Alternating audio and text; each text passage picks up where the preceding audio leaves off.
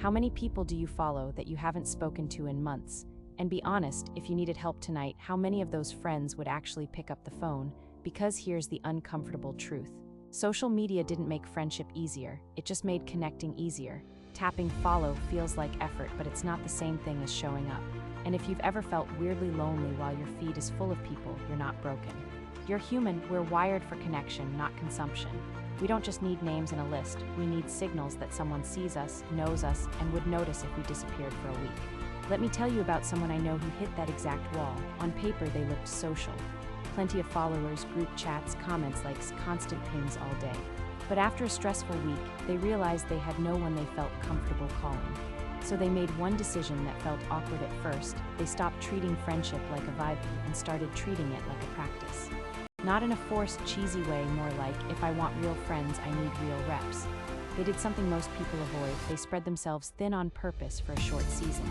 They said yes to the coworker coffee. They joined a weekend class even when they didn't know anyone. They showed up to a local event and stayed 10 minutes longer than they wanted to. And online, instead of scrolling silently, they used social media for what it's actually good at. Reconnection, they DM'd 3 people they genuinely liked with something specific. I saw this and thought of you, or how did that thing you mentioned turn out? No, we should hang sometime, with no follow-through. Real questions. Real times, real plans. Plot twist, not everyone responded. Some conversations stayed shallow. A few people ghosted. And that was the point, because you don't build a circle by hoping everybody becomes your person. You build it by meeting enough people to find the ones who match your energy. Social media friends aren't automatically fake, but they're not automatically real either. A connection becomes a friendship only when there's consistency, care, and a little bit of inconvenience, when somebody chooses you when it's not the easiest option. So here's a simple way to test your own network. Name 3 people you could text, hey, can I talk for 5 minutes? Without overthinking it. If you can't, don't panic, just start building on purpose. This week, pick one move. Join one thing, message one person, or set one tiny plan.